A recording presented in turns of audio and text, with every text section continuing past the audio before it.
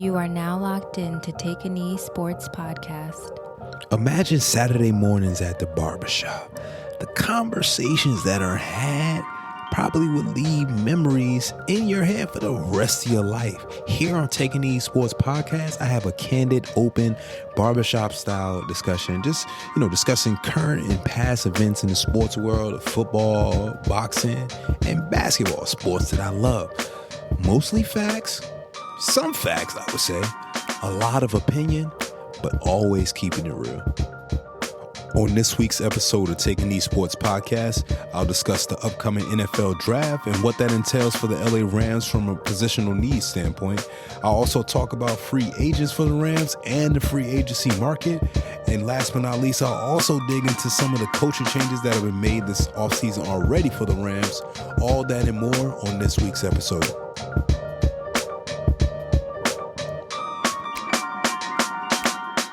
Yes, sir. We are back once again for another episode. Welcome, and welcome. Welcome to another episode of Taking These Sports Podcast. I'm your host, Phil, and we're back for another week, baby. Let me start out the podcast by saying shout out to the Kansas City Chiefs, for winning the back-to-back Super Bowls. That's cool and all, you know what I mean? After the Super Bowl, what happens is there's no football, and I'm sad. But with the Super Bowl ending, that means we are moving on to the off season. We're starting fresh. All 32 teams are starting back over at 0-0, and we get to a point where we can begin to build the team and attempt to, complete the team and make a run at the Super Bowl to get right back to it, and it starts with the draft process. Now, this is a tedious process, and it starts actually the year prior. It starts during the season. The scouting team is out there watching a lot of these seniors, some of them juniors, and some sophomores coming out of college. It's a lot of positions that need to be filled, especially for my LA Rams. We're going to talk about that here in a little while. But first, I just want to, just talk about the draft in general. It's going to be a lot of players coming out this year that definitely can fulfill the needs of not only my LA Rams, but also some of the teams that are at the bottom of the crab barrel right now. With my team, I'm going to start with the draft picks that we had last year, right? A lot of them were really good value picks. Not only were they value picks, they had good character. And these are some of the type of players that Sean McVay says that he likes to pick. I listen to a lot of interviews that he has. And one of the reasons why I listen to a lot of interviews that he has is because, as you guys already know, I'm a huge fan of the LA Rams. I'm also a season ticket holder. So as a season ticket holder for the LA Rams, yes, I live in New Jersey, and I have LA Rams tickets. Yeah, I do have LA season Rams tickets. So that kind of makes me a shareholder in that stadium and in that team. And with that comes the exclusive rights to be able to get exclusive materials. And some of those materials are one-on-one interviews with the coach each week, including during the offseason as well. So as I was talking about before, I listen to these offseason interviews attentively, listening with the intent to gather information and to make my judgment as to how I think my team is doing and how I think, or what direction I should say, my team is heading in, right? And just to try to get on the same mindset and page of our coach. I think that Sean McVay is a really, really good coach. He's young. I think he's somewhat innovative. And I say somewhat only because when he first got to LA, there was a lot of buzz around him being the youngest coach, and the system in which he use, right, which is kind of a branch off of the Mike Shanahan branch from Washington, was very unique to the league. Not a lot of people were running this type of offense with a whole bunch of what we call in football eye candy, right, where you have a lot of distractions pre-snap.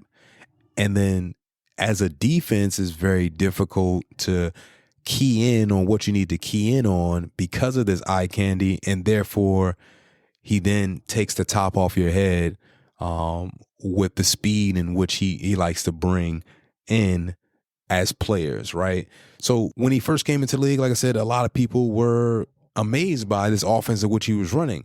But, you have a couple of years in the system, you change quarterbacks, and then the league also, they do their homework as well. So they begin to watch tape on you and start to understand your tendencies and stuff like that. So you have to switch it up. And Sean McVay has been very good at being able to adjust and adapt his offense to the years that he has been there so far. So the 6 years that he's been with the Rams, he has been able to not only keep defenses on their heels, but also be able to, like I said, continue to adjust his offense to fit what the NFL and the direction in which the NFL is going into. So that's why I say slightly innovative, because of the fact that it was brand new. When he first came in as the head coach at the Rams, people didn't know what to do with it. Like, it was just crazy. But as people developed defenses to start stopping these type of offenses, because not only do the Rams use this offense, there's several other offenses that are now using this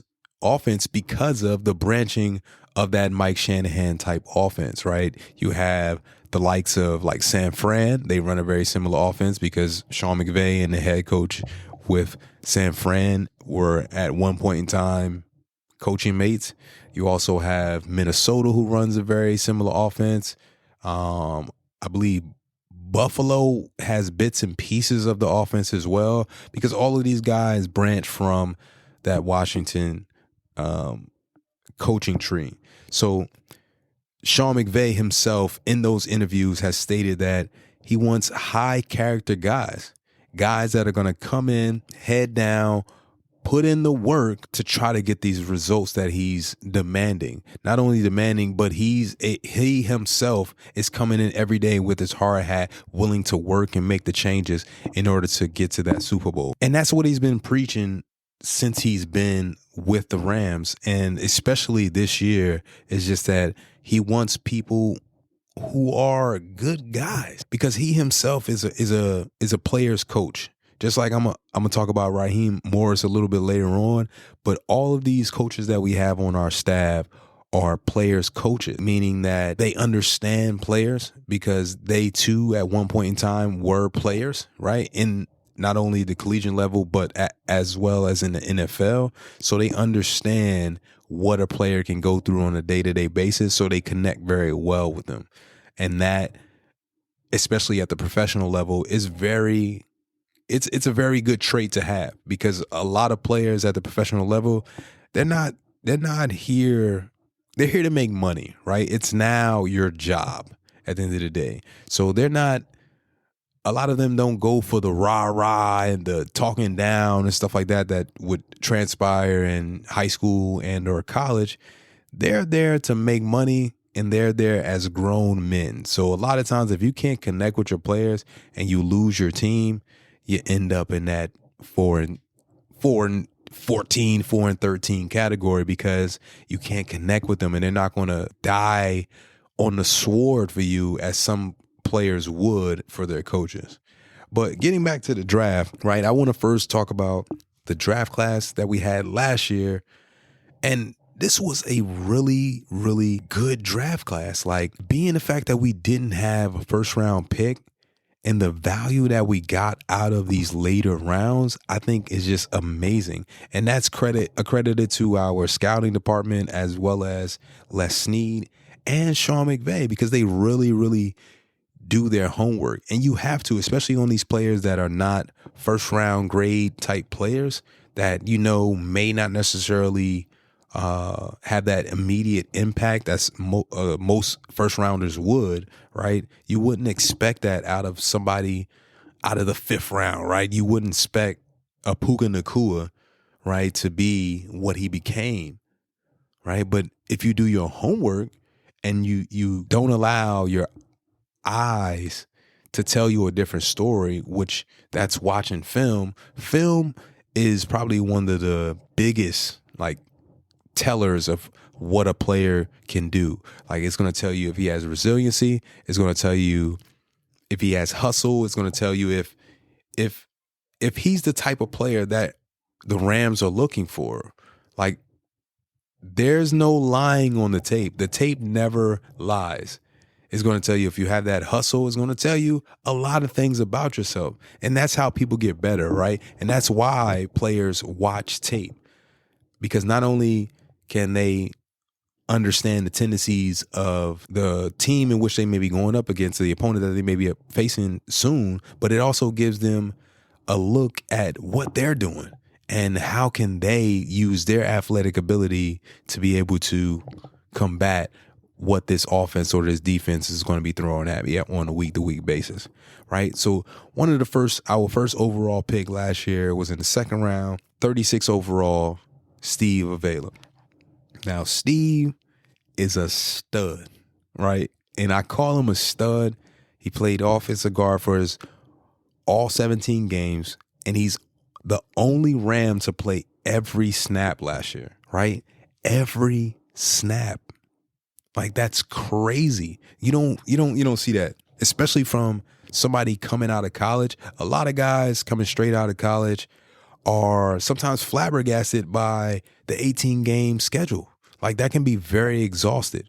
That can be very exhausting coming from playing 12, maximum 13, 14 games to playing 18 games or 17 games, with one bye week. That is very taxing on the body. So for him to play every snap, yeah, that's what you call Iron Man football right there. He was the only Ram to do that this year. Even amongst your veterans like AD, Aaron Donald, Cooper Kupp, Matthew Stafford, even they didn't play every snap last year. He did. And that was second amongst all rookies. He had 1,148 snaps last year. That is a whole lot of football. And for him to play a position to where you are contacted every play, that is, I tip my hat to that man for sure. And like I said, he's going to be one of those statues or anchors, I should say, for our team for a very long time. And I'm happy that we drafted him. And I think he's going to continue to blossom and become an even better player as he continues to get more and more experience in this NFL. Our second pick last year was Kobe Turner, another stud, right? Kobe Turner was drafted in the third, straight out of Wake Forest, 89th overall, right? And here we go again. We're talking about value. Kobe Turner had 9 sacks last year, right? That tied most for all rookies. Well, actually, he had the most for all rookies with those 9 sacks. And he tied AD, Aaron Donald, a future Hall of Famer, for the franchise record of sacks in a season for a rookie, right? He was third runner-up for the Defensive Rookie of the Year. And then he also had 16 quarterback hits and 2 pressures. 2 passes defended, So once again, we talk about value. First year in the league, you don't even know how to be a professional yet. Yet along the way, you start to figure it out and you start to absorb all the energy and all of the information that is being fed to you by our great coaching staff. And hats off to our veterans like AD, who also, I'm sure, every day at practice push him to be a better person and a better player. And once again, just like Steve, I think that Kobe's future is super bright. And if he continues to put in the work, I think that he too can put his name right up there with AD if he continues on the path that he's on. So our next pick last year was Stetson Bennett. We drafted him in the 4th round, 128th overall.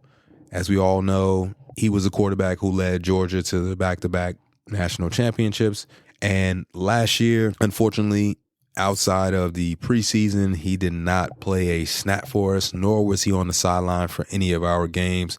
And that's because we placed him on the non-football injury reserve list on September 13th, and he had remained there for the remainder of the season. That itself is a mystery to me, and I'm just going to move on because it's been so much speculation as to what's going on with Stetson, but there's been no real answers as to why he's not with the team. But as for right now, like I said, we'll just move on. The next pick that we had last year was Warren McClendon in the 5th round, 174th overall. He played offensive tackle for us. He appeared in 6 games before the bye week, and then he was inactive for the final 5 of 8 regular season games, including 26 snaps versus San Francisco in our season finisher, a regular season finisher. I think Warren is very much a project in the making. He had a few injuries coming out of Georgia. That's the reason why he kind of fell all the way back to the 5th round to us. And I just think he's a project right now. He probably does have some attributes that will potentially turn him into a really good football player. But if he's able to stay away from the injury bug and continue to learn and work hard, I think he could potentially be somebody that really contributes to our team later on down the line. So the next pick that we had last year was Davis Allen out of Clemson. He too was picked in the 5th round. He was picked right after we got Warren McClendon at 175. He played in about 15 games last year, with one of his biggest games being in Week 14 against the Ravens. He had 50 yards and a tutty, which was over half of his yards for the total season, right? In the total of the season, he had 10 receptions with 95 yards. So as you can see, he was actually just mainly a special teamer for us, but he contributed in a big way on that special team. He did have a few solo tackles, but special teams is one of those things that a lot of people don't pay attention to, but it is very, very critical to the game of football. And I think that Davis was a huge part of that. My opinion, honestly, with our special teams is that we have a lot of fine tuning to do, especially on the punt return as well as our kicking game in general. But I think that as a whole, collectively, our special teams were really good this year. So our next pick, 177, was the man Puka Doncic himself, Puka Nacua, at 177. So we had 174, 175 last year, and then we skipped one, and then we had 177. And we all know what Puka Nacua did last year for the Rams. I don't even think I really even need to discuss him too far. Pro Bowler, rookie leader in receptions, rookie record holder in receptions as well as yards. On to the next. Enough said with that. Our next pick was in the 6th round, 189. We picked up O'Shawn Matthews, outside linebacker from Nebraska. He played in about 8 games last year. He too was very heavily used with our special teams unit.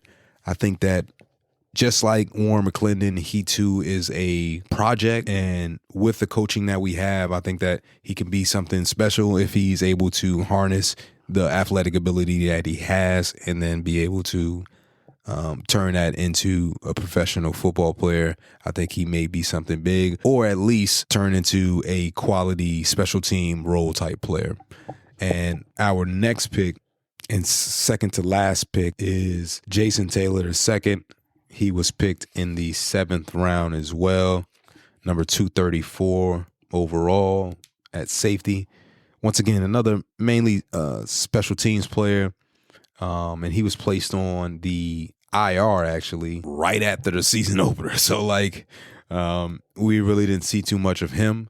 He was activated back on the team on November 25th, and from there on out, he just played on special teams. So just like a couple of other guys, yes, he may not have been a huge contributor, but I think that with coaching and staying healthy, number one, that will definitely translate into somebody who can potentially contribute to our team and help out. Because what I'll talk about next is the needs for our team. I think that at his position is something that we need as a team for sure. Definitely need some help in that defensive backfield, and hopefully, barring no injuries and the continual coaching of our great coaching staff, I think that Jason can potentially transform into something that can help us out next year for sure. And then last but not least was Dejuan Johnson. Dejuan Johnson. That's a tongue twister there. But yeah, Dejuan, he appeared in 11 games for us. He was inactive for actually 6 of those. He was picked in the 7th round last year, our last pick at 259. And once again, another special teamer for us who totaled 9 tackles in total, 2 sacks, and then 1 forced fumble. And get this, that 1 forced fumble was in our week 18 matchup against San Fran, which that fumble led to and basically was the game winner for us. So he forced that fumble that allowed us to be able to put that game away and get that win to get into the playoffs last year, to be able to go see Detroit in Detroit last year. So shouts out to Dejuan Johnson for that forced fumble. And I think that collectively, our draft last year was a really, really good draft. Like I said, there was some really good value there. And I think that some of the other guys that we drafted, including Byron Young, right? We drafted Byron Young in the 3rd round last year, 70th overall, right? He played in all 17 games for us, has 61 tackles, 31 of those being solo, and then 19 of those being assisted. And he had 8 sacks. Right? So we're talking about production. So high character guy. And you know how I know he's a high character guy? Because this gentleman ended up at Tennessee, but he started his journey at Georgia Military School. And at Georgia Military, he worked at the dollar store, man. Like, the guy worked at the dollar store, continued to keep his head down, worked his ass off, and was able to get to Tennessee and was able to show what he can do and show that he was NFL ready. So when you do that, and like I said, you humble yourself and prepare yourself every day as if you're going to make it to the NFL, it is possible. Shouts out to Byron Young, man. Like, his story is incredible. If that's something that, like, if you're into inspiring stories, you definitely want to look into Byron Young's story for sure. Another guy that we had last year that contributed was Trey Tomlinson, right, out of TCU. We drafted him in the 6th round, 182 overall. Another DB that I think can potentially turn into something if he's able to put in that work, because he came out of TCU being a Jim Thorpe Award winner, which is the top DB, right, in the nation. So, like, the guy's he's not a slouch. You feel me? And he was on the TCU team that was able to get to the national championship, to be able to, unfortunately, lose to the Georgia Bulldogs. Another guy that contributed somewhat last year was Zach Evans, a running back that we got out of Ole Miss. He played in 10 games, had 9 attempts with 19 yards. Once again, another special teams guy. But he had a bunch of running backs in front of him, man, including, Kyron Williams. We all know what he does. Ronnie Rivers, Royce Freeman. So you got guys in front of you. You're a rookie.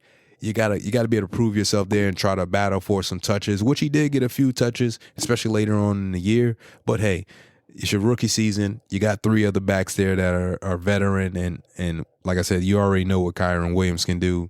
Hey, you got to get in where you fit in there, right? And last but not least, another guy that we drafted last year in 5th round was Nick Hampton, 161 overall. He came out of Wingate by the way of App State, right? I'm sorry. He came out of App State, outside linebacker, another special teams guy who contributed, had tackles, played in 10 games, had 4 tackles with 2 of those being solo and 2 of them being assisted. And this is a position that I'm going to talk about here shortly that's a need for us, right, which is outside linebacker. That's the reason why we drafted 2 of them last year. And hopefully We can continue to develop these guys. Last but not least, I thought that Jean was our last pick. He was one of our last picks. Ethan Evans out of Wingate, a kicker that we drafted last year, he was one of our last picks as well. He was drafted 223 overall in the 7th round, and he played all 17 games last year. He turned into a really good punter for us. I think special teams is going to be one of those aspects that we look at next year and going to be like, if we improve that, not only do we improve as a team overall, but then you'll see that translate into more wins, right? You'll see that translate from 10-win season to 11, maybe even 12 wins because of kicking. And that's some of the reasons why we lost last year is because of those kicking games. So you kind of start adding those points up, right? Those mixed extra point here, missed extra point there. That's 2 points that those games that you lose by 1 or 2, those could have made a difference for sure. So I think continual work will translate into those, eventually will translate into those wins for us. And I think that's the thing that Sean has been preaching, and that's some of the things that I've overheard him say in these interviews that I watch, is that we're just going to come in every day. Each week is a new week, right? You're going to clean the slate, but you're going to come into work, and we're going to be willing to work and be able to take constructive criticism and try to fix those things that need to be fixed to be able to be a better team each and every week. And that's why, like I said earlier, I definitely trust Sean. I trust Les Snead as well. They've always been the type to be uber aggressive, especially when it comes to free agency. Thus the reason why we brought in some free agents last year that I think really, really made a difference. So from the pool of free agency, you must first use the draft capital that you have in order to better your team. And this year, we're going to have 13 picks this year, right? And this is the first time that we've had a first-round draft pick in a very long time, man. It's been 8 years, right? It's been since 2016 was the last time the Rams had a first-round draft pick. And you know, the last person that we drafted in the first round is in Detroit. We drafted him first overall, and that was Jared Goff. And ever since then, ever since that first-round draft pick, you know what Les Snead has said? Fuck them picks. That's the attitude in which the Rams have taken and have gone all in with their draft capital and using that to, catapult themselves into that Super Bowl conversation, culminating in the Super Bowl win that we had 3 years ago. And that was fuck those picks, man. Sometimes you can't take that potential risk of drafting somebody not knowing what they're going to turn into, right? Because there's been a lot of first round buzz. There's been a lot of guys who came in, he's going to be the next this, he's going to be the next that, and his ass is the next person on the bus to go home because he wasn't what you thought he was. So I think the Rams have been strategically smart when it comes to taking the picks and receiving that value and understanding that the draft class that's coming in, understanding them, and also understanding that you can get value in later rounds nowadays. It's not always about first round draft picks, right?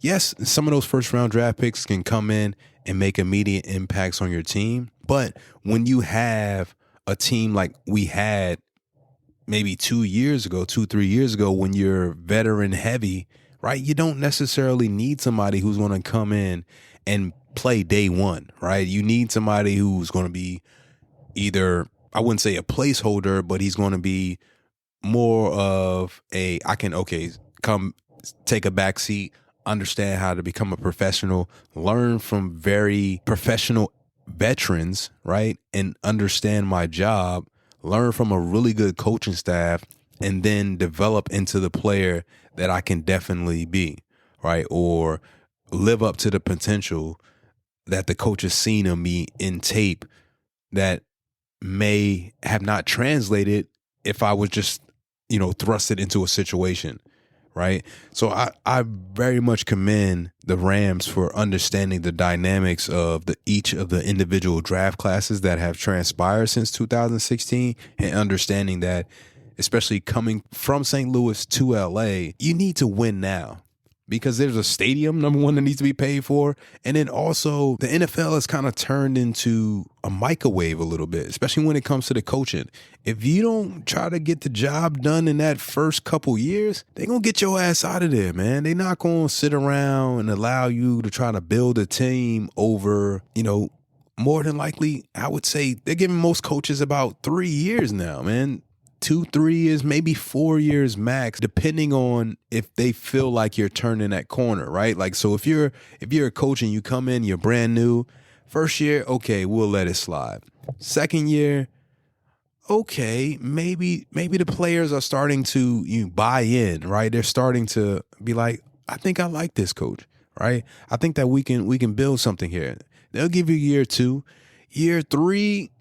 If you're not making those adjustments and the team is not starting to look up, I don't know, man. They may give you the 4th year, but by mid-season, if it ain't looking how they want it to look, they'll probably get you the hell out of there.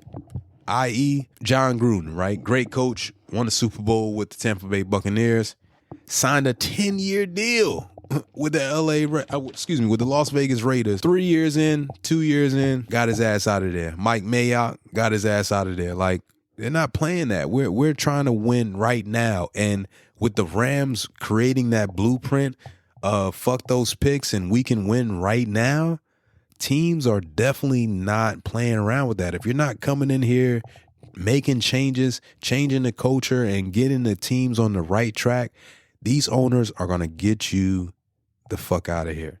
So, once again, going back, 2024 draft picks for the Rams. Got that first round pick, 19th overall, right? Then we got 1 second round pick, 52nd overall. That's our own pick. We got 2 thirds, right? 83rd overall. That's our own pick.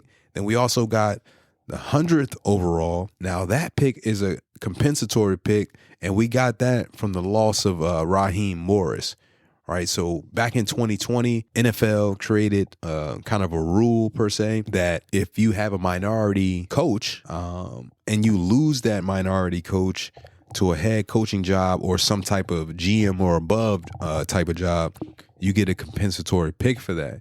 So even though that's kind of a big loss for us, losing Raheem to Atlanta, at least we got a 3rd round pick out of it, and that can potentially turn into somebody who can be valuable to our team. Also with that, we're getting another 3rd round pick in 2025. Okay, so 2 compensatory picks for the loss of Raheem Morris. After that 3rd, we got 2 fifths, 153, which is our own, and then we have 154, which we got right from Pittsburgh in the Kevin Dotson trade. So we traded away our 4th round pick. That's the reason why we don't have a 4th round pick this year. We traded away our 4th round pick and a 2025 5th round pick for Kevin Dotson, this 5th round pick, as well as a 2025 6th round pick. So we picked up an extra pick from Pittsburgh because of the Kevin Dotson trade. We have another 5th round pick this year, 177th overall. We got that as a compensatory pick for losing Baker Mayfield in free agency last year. So that's another thing. Just like with the coaches, not only do you get compensatory picks for losing coaches, you also get those for losing free agents. Right. But these free agents have to be what they call CFAs. So they have to be compensatory free agents, meaning that it's a certain formula that they follow. Basically, this player has to have a certain amount of years in the league. He also have to have a certain amount of accolades. And the balance or imbalance, I should say, of you losing these type of players and gaining those type of players back will determine not only the round that you get that compensatory pick, but also how many you get, right? So to round out the NFL draft for us in 2024, we have 4 6th round picks. So we have 191, 212, 217, and 218. Now we got 191, and I didn't even know this, but like we got the 6th round pick 191 via the Kenny Young trade to Denver, which happened like 4 years ago, which I think is crazy. I'm like, We got that from the Kenny Young trade, bro. Like, Kenny Young ain't been on our team and God knows when. But thank you, Denver, for that pick. And shout out to Kenny Young, man. I haven't heard that name in so long. Anyway, our last three picks, 212th, 17th, and 18th, those are all compensatory picks from the losses of free agents of Matt Gay, Nick Scott, and A'Shawn Robinson, all which were huge contributors to our Super Bowl run. So we lost all three of those guys to free agency, and we get the compensatory picks this year in 2024 for all three of those gentlemen. And that rounds out our 2024 picks, right? So being that we have these picks, we now have to fulfill needs, right? 2024, we have five needs on our team that are need to be filled within those picks. And I think, number one, the first thing that we more than likely need to address is our secondary help. Like, we need another Jalen Ramsey. Now, Jalen Ramsey in his prime was definitely a shutdown corner, and I don't care what anybody say, he definitely was one of the top 5, if not top 2 corners in the league when he was healthy. He did have some shoulder injuries towards the end of his career with us, and then we traded him away last year to Miami, in which I really didn't hear too much about Jalen Ramsey this year. So I can't say that he's not still a top corner because, I'm pretty sure he was trying to get himself back into shape and get himself back into form. But you didn't hear any negative things about him either, so I would assume he had a pretty decent season there. But that is, I think, the number one ask of Les Snead and Sean McVay is to find that shutdown corner, man. And I think there's a few corners that are coming out that definitely can fit the bill to what the Rams typically look for.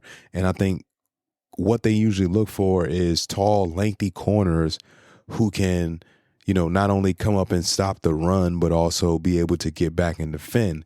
Now, I do think we have a couple of characters on our current roster who played last year who can potentially fit that bill, like a Darion Kendrick. But with Darion, I think that he just sometimes cheats too much with his eyes, right? He is very athletically gifted, and he is a very smart player, and he's learned some techniques from Jalen Ramsey when he did get to play with him for that 1 year.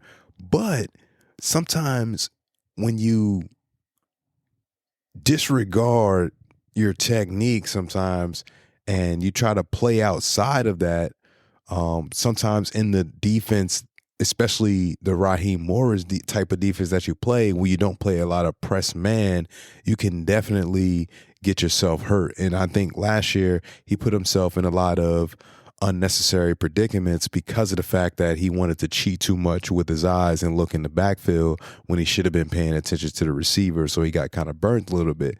So I think those are things that you can definitely work on and get better with. So hopefully he can do so and become that number one corner. So once we do potentially draft a corner this year, he can be that mentor to that corner, along with the likes of like Kobe Durant that we drafted a few years ago as well, and come in and do your job. Also, like I was talking about earlier, Trey Tomlinson can also be another corner who can potentially step up and become one of those guys in our secondary, and take us from being one of the worst secondary defenses in the league. We ranked like 30 and 31st in a lot of passing categories to being one of those top tier defenses. Number 2, I think we definitely need an edge rusher. We need some type of outside linebacker and or defensive end to pair with both Kobe, Aaron Donald, as well as Byron Young. I think Byron Young is going to continue to come along.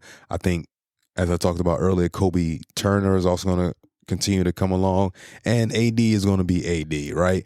But if we can get one more guy to set that edge, our defensive front is going to be pretty scary to be playing up against, There's a couple of guys that were trying to take that torch, like Michael Hoyt. We also had, we drafted O'Shawn last year. And there's a couple other guys that, were hurt last year that could potentially fill that role. But I think there is a bunch of edge rushers coming out this year that we can potentially look at. And that may be even our number one overall pick in the first round. You never know. You never know what's on the mind of Les Snead as well as Sean McVay. They may even potentially trade back or trade up with that 19th pick. Number 3 is another tight end or receiver. I think our receiving core is fairly solid with the likes of Cooper Kupp, Puka, Demarcus Robinson, which we were talking about free agents, which I'll discuss here shortly. But Demarcus Robinson was one of those key free agents that I definitely felt like that we need to bring back.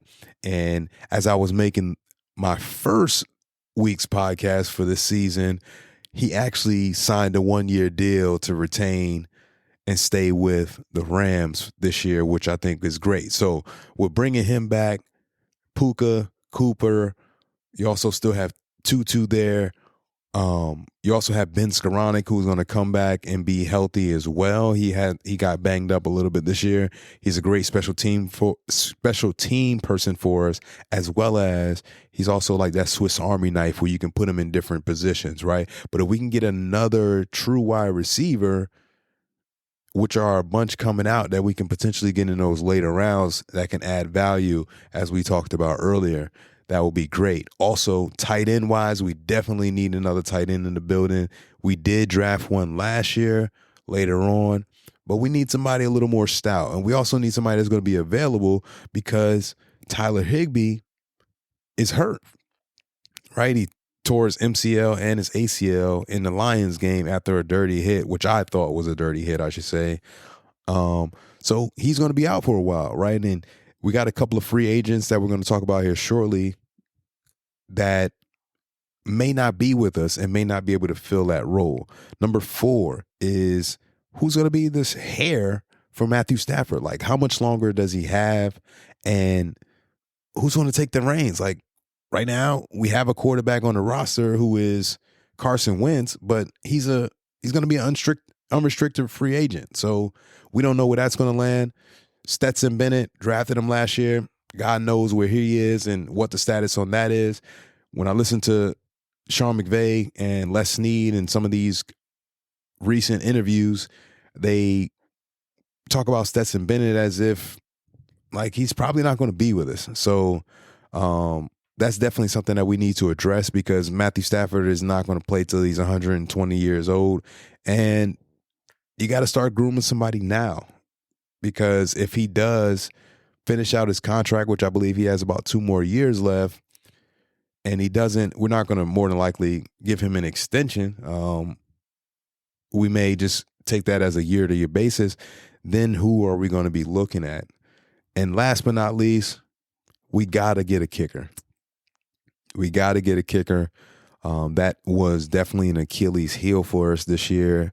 And as I spoke of earlier, we lost a few games because of that, right? If we are able to play that field position or if we're able to take advantage of some of those points, extra point wise, especially, then we're winning at least 1 or 2 of the games that we played in, and we won't have to worry about being in certain situations at the end of the day. Now, these are all of the holes that need to be filled on our team, and this can be done via the draft, or we can also take advantage of the free agent market, right? And there's a bunch of free agents on our team, and I'll just start with the unrestricted free agent. Now, an unrestricted free agent is defined as any player with 4 or more accrued seasons or an expired contract, right? And this person is now free to negotiate with any team. Now, you have unrestricted free agents, then you have restricted free agents. A restricted free agent is a player with 3 accrued seasons and an expired contract. And then restricted free agents are free to negotiate and sign with any team, but their original team can offer them one of various qualifying offers, which they call tenders, that come with the right of first refusal or draft pick compensation. So these amounts can change by a minimum of 5% and a maximum of 10% based on the salary cap each league year. And then last but not least, they also have exclusive right free agents, right? This is any player with fewer than 3 accrued seasons and an expired contract. If his original team offers him a 1-year contract and the league minimum based on his credited seasons. So the player cannot negotiate with other teams, right? So with these 3 different restricted free agents, we have several unrestricted free agents this year. So we have Kevin Dotson, Carson Wentz, Jordan Fuller, Coleman Shelton, Troy Reeder, John Johnson III, Akilos Witherspoon, Royce Freeman, Brett Meyer, Bryson Hopkins, Tremaine Akram Jr., Larrell Murchison, Duke Shelley, Carson Tinker, right? These are all of our unrestricted free agents, meaning that these guys have more than 4 years and they are free to negotiate with any team they want to, right? Next are our restricted free agents. We got Alaric Jackson, Michael Hoyt, Jonah Williams, Christian Rosenboom, and Tyler Johnson. Now, all of these guys are restricted. Now, they're free to negotiate with any team, but we, as the Rams, have the right of first refusal, meaning that we can say, hey, I understand that you were negotiating with this other team, but we still want to keep you and we want to offer you this contract. We'll match that contract in which that other team is offering you, right? And you can just stay with us as opposed to going with them. Or we can be like, hey, there's a market out there for you. I know you've been negotiating with other teams. That is a little too pricey for us. Unfortunately, we're going to have to let you go. But being that you are a restricted free agent and we do let you go, we will then get a compensatory pick for you, as we had with other free agents in the past, just like Baker Mayfield, Brett Meyer, and other persons that I spoke of just previously. Now, last but not least, we have one guy who is an exclusive rights free agent, and that's Austin Trammell, which I already believe that we tendered his free agency, and more than likely he's going to remain with the team next year. Now, I think all of these guys, especially the ones on our unrestricted free agent list, almost all of them played an integral part with the success that we had last year. And I think the ones that we need to definitely key on this year to re-sign, Kevin Dotson for sure, because when he came in, he shored up our offensive line, giving us continuity there at the guard position, as well as the run game became more efficient once he got there. With him and Steve Avila and Coleman Shelton in the middle, it really became a really gellable group there, and they definitely made a difference in our run game. So Kevin Dotson, Coleman Shelton would be second. Carson Wentz is for me a very difficult kind of situation to think about, because we do need a backup quarterback, but do I see Carson Wentz being the future for the Rams? No, I don't. But do I see him being a quality backup currently behind Matthew Stafford and being able to come in and win a game just like he did in San Francisco? Yes, I do see him being that. So that's going to be interesting to see how that weighs out. I also don't know how Carson feels about himself. Does he feel like he's still a starting quarterback in the NFL? If he does, then that's going to be very interesting to see how that negotiation goes back and forth. Also, Akilos Witherspoon, I think he came in and did a great job, and I think he's definitely a guy that we should target to bring back. Not only does he bring the veteranship to our secondary that's going to need it next year, especially if we do end up drafting some guys, I think that he also was a good fit for our defense, right? Now, our defense may be totally different, being that Raheem Morris is no longer there, but that is a guy that I think we need to potentially keep. Another one for me is Bryson Hopkins, right? He was really key in our Super Bowl win. He had a few catches, and he came in for Tyler Higbee when Tyler Higbee was hurt. So it's going to be interesting to see whether or not they wanted to keep him around, being that he was that integral part as well.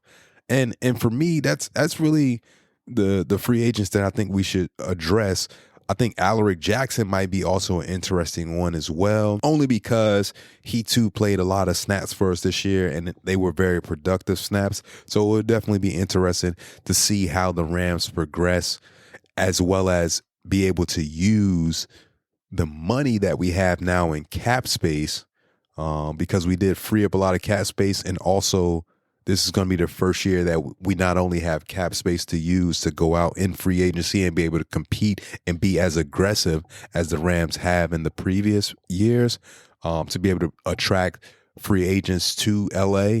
But it's also going to be the first year that we have that first round draft pick that we talked about, and the 12 other picks, including on top of that first round pick, to be able to go out and get quality guys. So I'm very excited for this draft coming up, and hopefully the coaching changes that we've made, will just seemingly gel and move forward with the vision that Sean McVay has had, because we have had some turnover with the coaches. And let me just break those down for you real quick before we get out of here. And so the Rams have made about 7 additions to their coaching staff. A few are new faces and a few are familiar faces who have already been with the Rams, who just got promoted. With Chris Shula starting now as our defensive coordinator. He was promoted to the defensive coordinator, replacing Raheem Morris after, Raheem was elected as the head coach of the Atlanta Falcons.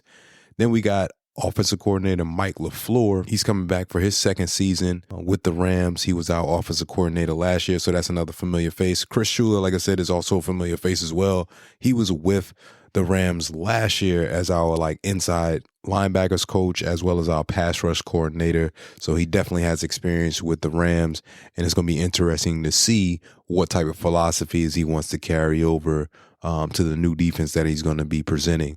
Now, one of the newer coaches that we bring in is our offensive assistant, Rob Calabrese. Now, Rob was serving as the New York Jets quarterback coach over the last 3 years. So he has a chance to not only coach potential Hall of Fame quarterbacks back-to-back seasons with Aaron Rodgers. Even though he didn't play the whole season, Aaron Rodgers was there during the offseason, and Rob Calabrese was able to work with him.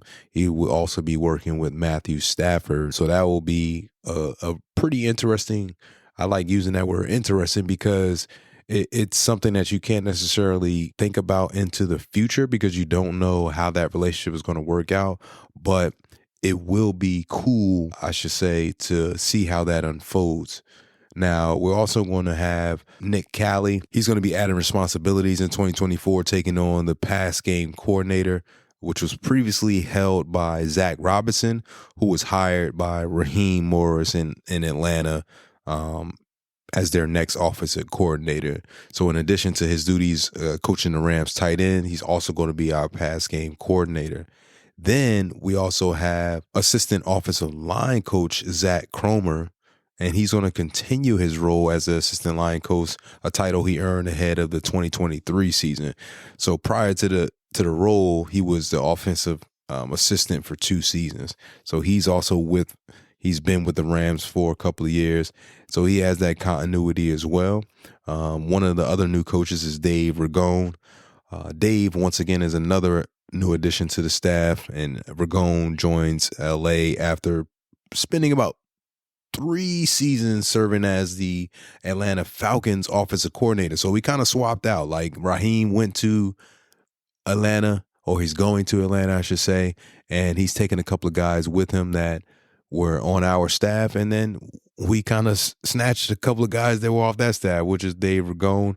We also have, coming back for his second season, is Ryan Wendell, who he previously played for the Patriots, so he's a really good player coach. Yarbs is always going to be there. Eric Yarber, he's been our wide receiver coach for 8 years now, and I think he does a great job, including being able to coach, Puka Nacua up, as well as keep Cooper Kupp, and making sure that he is as sharp as he should be. And also coaching up players like Tutu Atwell and bringing guys up to speed like Demarcus Robinson, who did a great job last year for us. Now, we also have Ron Gold, who's returning as his second season. We also have a first-timer in his first coaching gig in the NFL after coaching at the collegiate level since 2015, and that's our new offensive assistant and pass game specialist, Nate Schilhaas. And then on defense, we got Chris Beat coming back for his second season.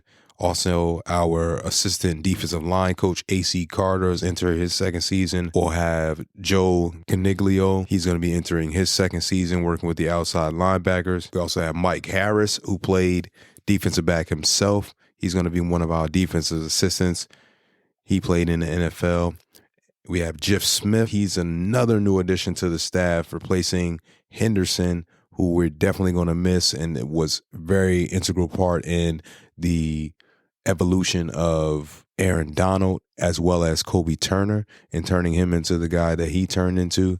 But he was hired from USC because he used to be the co-defensive coordinator and defensive line coach there. And then last but not least, we got the backs coach and pass game coordinator, Aubrey Pleasant, who's entering his second stint. And also another new addition is Greg Williams, who has been in the league for a very long time, including being like the defensive coordinator for like the Packers, Arizona, as well as he had the stint with the Chargers and I believe the Saints as well, which I think that was the coaching time that I think he got in trouble with the Saints. But that's neither here nor there. We'll talk about that later on. And then also we got Chase Blackburn, who rounds out his second season with the Rams. Now, with that being said, with this new coaching staff, like I said, we have a lot of new faces, but we also have a lot of familiar faces who are coming back and understand the philosophy in which Sean McVay brings.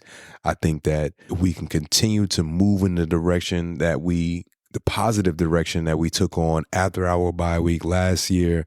I think that this draft, as well as using that free agency market, will be huge for us and will help in the quest that we have to get back to that Super Bowl and to potentially put that ring back on our finger. Also, it's going to be huge as well because I made a bold prediction in my first episode stating that the Rams will win the NFC West. So if we can follow in the footsteps of our previous years and draft well and continue to build on what we had last year, I think that my bold prediction will come to fruition. And so that's all I have for this week's episode of Taking These Sports Podcast. As I stated in the beginning of the podcast, I want to hear from the fans. I want to hear your feedback so I can get better. This is my first time ever recording a podcast, and I'm trying to get back into the groove, and I want to be the best podcast there is for my listeners. So all I want to do